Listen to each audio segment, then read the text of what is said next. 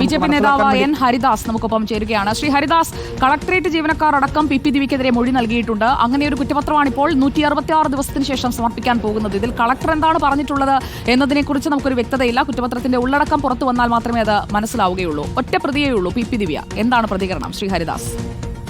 ദിവ്യ പ്രതിയാണ് എന്ന് ആർക്കും തർക്കമില്ലല്ലോ. ദിവ്യയാണ് ഒന്നാം പ്രതി. ദിവ്യയുടെ വിഷം പുരണ്ട നാവാണ് നവീൻ ബാബുവിന്റെ ആത്മഹത്യയിലേക്ക് നയിച്ചത്. പക്ഷെ അതിന് കൂട്ടുനിന്നത് കണ്ണൂർ ജില്ലാ കളക്ടറാണ്. കളക്ടറാണ് എല്ലാ സൗകര്യവും ഒരുക്കി കൊടുത്തത്. പിന്നെ കൂട്ടുപ്രതിയാണ്ട കളക്ടർ എങ്ങനെ പ്രതിയാവാതിരിക്കുന്നത്? ദിവ്യ ഒറ്റക്കല്ല ഇത് നടത്തിയിട്ടുള്ളത്. കേവലം ദിവ്യ ഈ ഒരു സംഭവം, ഈ ഒരു സെന്റ് ഓഫിലേക്ക് വരുന്നതിന് കാരണക്കാരൻ കളക്ടർ തന്നെയാണ് അനുമതി കൊടുത്തിട്ടുള്ളത്. മൗനാനുവാദം കൊടുത്തിട്ടുണ്ട്.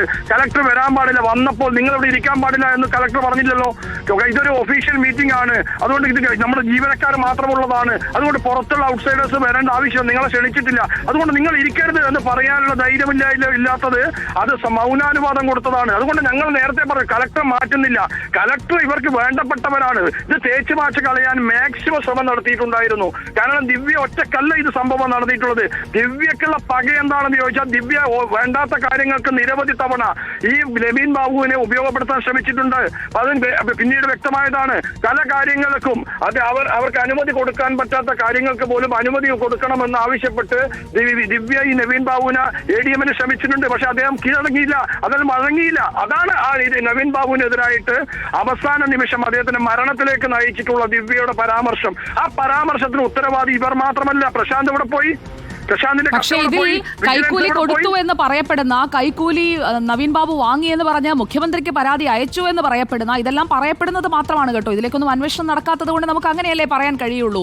ശ്രീ എൻ ഹരിദാസ്, അപ്പോൾ ഇതിലെല്ലാം ഈ പറയപ്പെടുന്ന കാര്യങ്ങളൊന്നും SIT കണ്ടിട്ടേ ഇല്ല, തൊട്ടിട്ടേ ഇല്ല. ഇവിടെ ആത്മഹത്യാ പ്രേരണ കുറ്റം ദിവ്യയുടെ പ്രസംഗം, ഏകപ്രതി പി ദിവ്യ, അങ്ങനെ അതങ്ങ് ക്ലോസ് ചെയ്യുകയാണ്. അങ്ങനെ അവസാനിപ്പിക്കേണ്ടതാണോ ഈ അന്വേഷണം? ആരെയാണ് ഇവർ കബളിപ്പിക്കുന്നത്? അങ്ങനെ അവസാനിപ്പിക്കുന്നത് മുഖ്യമന്ത്രിയുടെ ഓഫീസിലേക്ക് ഈ അന്വേഷണ സംഘം നീങ്ങിക്കഴിഞ്ഞാൽ പലരും പുറത്തു വരും, പല ബിനാമി ഇടപാടുകളും പുറത്തു വരും. അതുകൊണ്ടാണ് ഇപ്പോൾ മുഖ്യമന്ത്രിയുടെ ഓഫീസ് കേന്ദ്രീകരിച്ച് നടന്നിട്ടുള്ള വ്യാജ കത്ത് പോലും ഇപ്പോൾ പരാമർശമില്ല.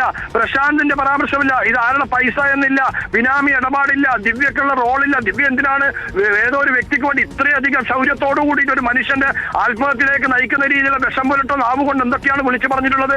ഞാൻ കാണിച്ചു തരാം, 2 ദിവസം കൊണ്ട് കാണിച്ചു തരാം എന്ന് പറഞ്ഞ ദിവ്യ ആ ദിവ്യക്ക് വേണ്ടിയിട്ടല്ലല്ലോ പറഞ്ഞിട്ടുള്ളത്. അപ്പൊ ദിവ്യക്ക് ആർക്ക് വേണ്ടിയിട്ടാണ് ദിവ്യ പറഞ്ഞിട്ടുള്ളത്? അവരൊക്കെ പ്രതിസ്ഥാനത്ത് വരേണ്ടതല്ലേ?